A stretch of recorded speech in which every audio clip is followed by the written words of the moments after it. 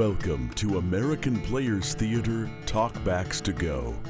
I'm Buzz Kemper, and I invite you to take a walk up the hill with Orange Schroeder and me as Orange chats with actors Jim Ridge and Kelsey Brennan about APT's 2016 production of Eurydice by Sarah Ruhl. We are here to talk about Eurydice by Sarah Ruhl, and I'm happy to have with me Eurydice herself, Kelsey Brennan, and Eurydice's father, Jim Ridge, who doesn't look old enough to be her father, but we'll take it as part of the theater magic. And I wanted to start by mentioning that Eurydice was read during APT's Winter Words, and Kelsey played Eurydice in that reading, and Jim directed it. And I don't think that everybody knows what Winter Words is, so could you tell us a little bit about that and how it factored into APT's decision to do the play? Sure. So Winter Words is a reading series that we have during the winter months. I believe it's January, February. I mean, the coldest part of the winter. Mm-hmm. And it's an opportunity for us to read some plays that we're considering for our upcoming seasons, and also plays that we don't know about, and to read them out loud for our audiences, to gauge reaction, to see how the actors feel about the play, and to kind of start a conversation about plays that are kind of on the short list for us. And Eurydice was one of those 2 years ago. Yeah, 2 years ago they had as a sort of a theme classical stories reimagined by contemporary authors. So Sarah Ruhl was one of them.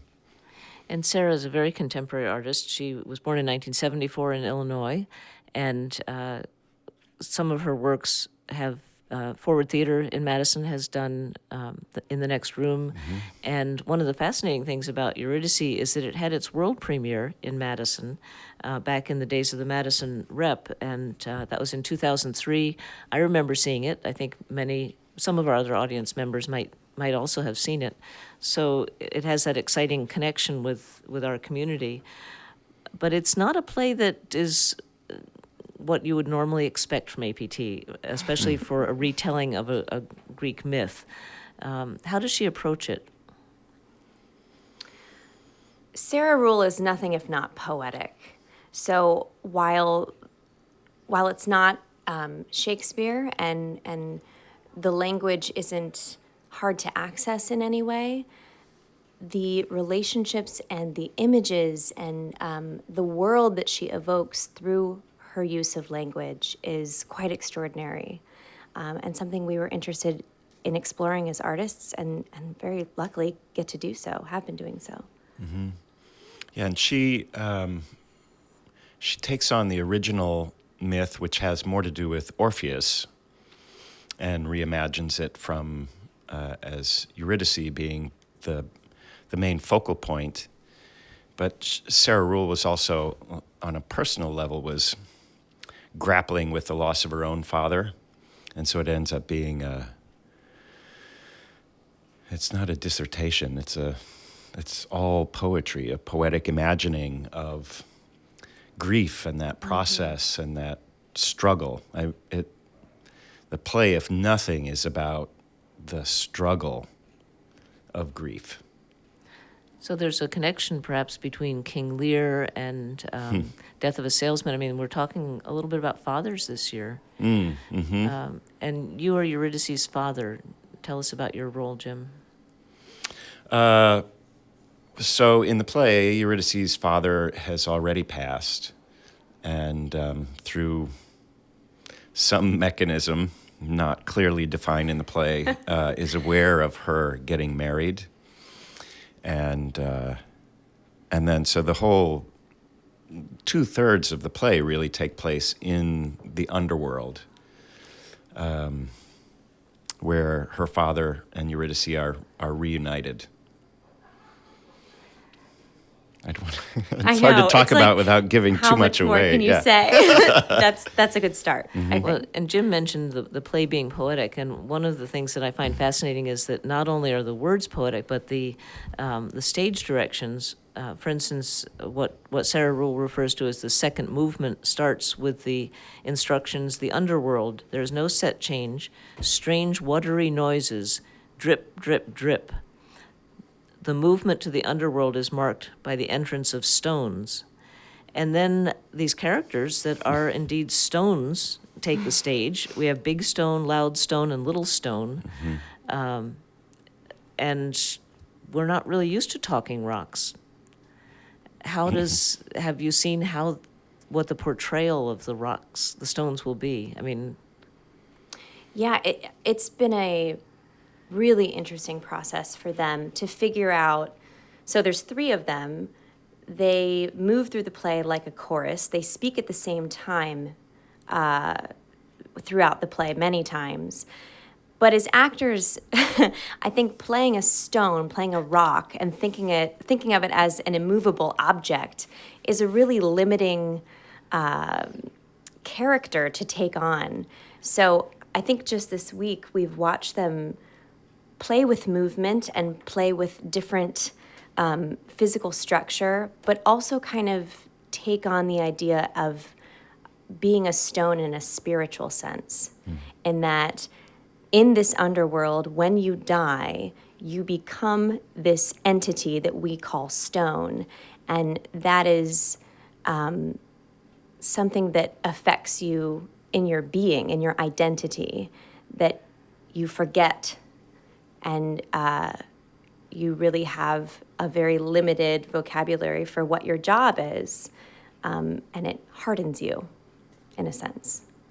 or literally. Or literally, yeah. I think both. Wow. For our play. And what is the character of Eurydice like?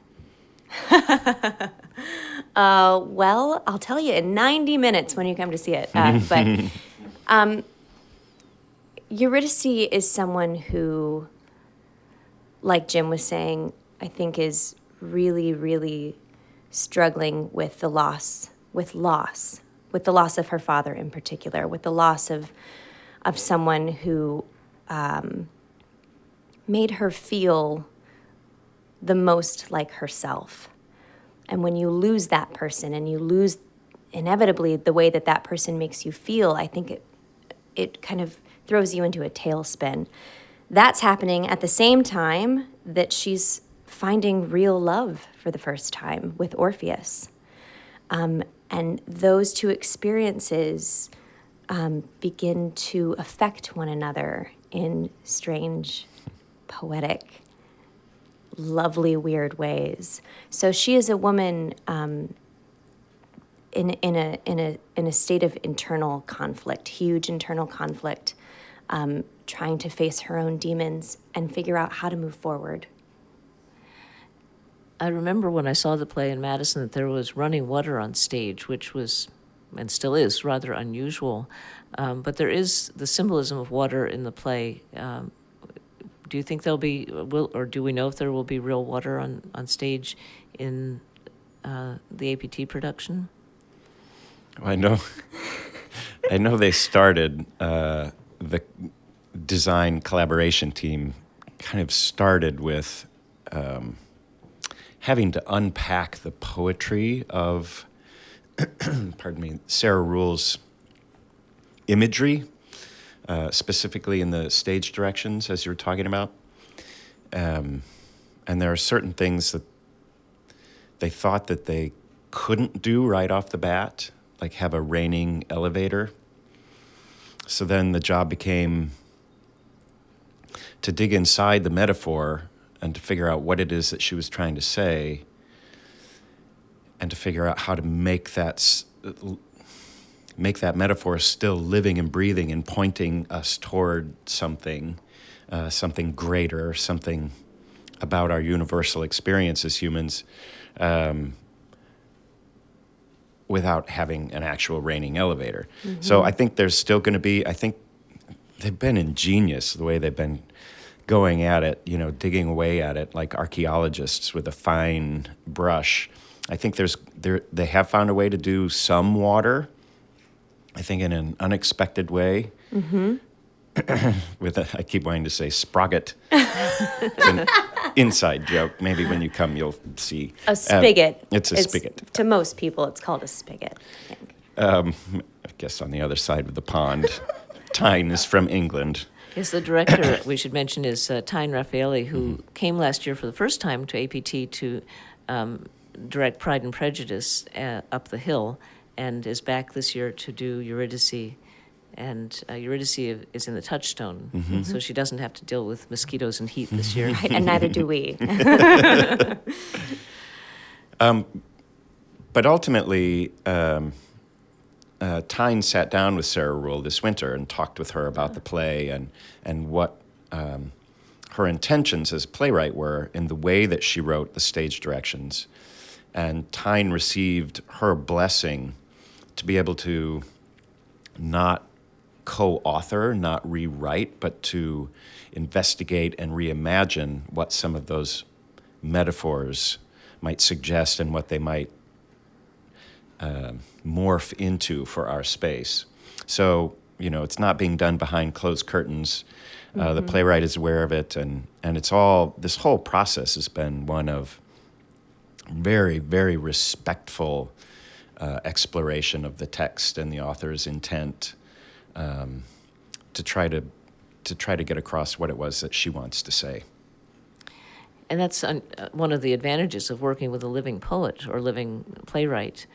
Sarah Ruhl actually started out as a poet and happened to study in college with Paula Vogel, who wrote How I Learned to Drive. And you can see in some of her work, I think, the influence of a realistic playwright, but also of the poetry. And it sounds like this play is particularly focused on the poetic aspect of theater without much realism.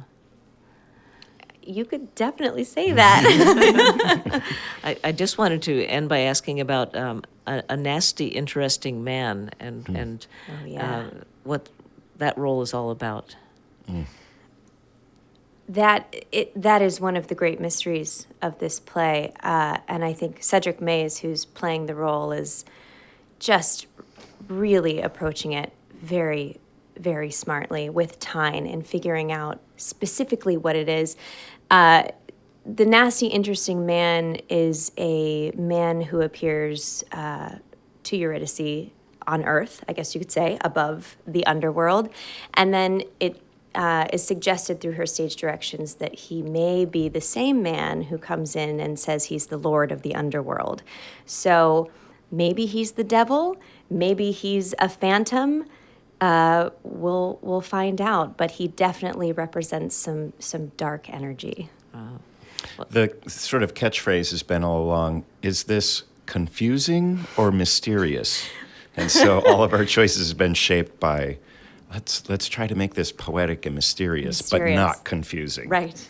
Wonderful. It's a slippery slope. Well, we look forward to taking this journey with Eurydice and to see what you have interpreted from this fascinating play. Thank you both so much. Us too. Thank you. Thanks. Thanks.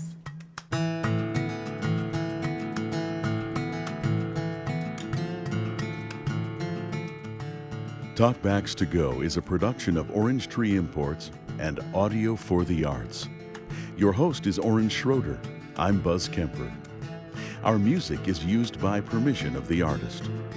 Please find us on iTunes and YouTube under APT Talkbacks to Go. Thank you for listening.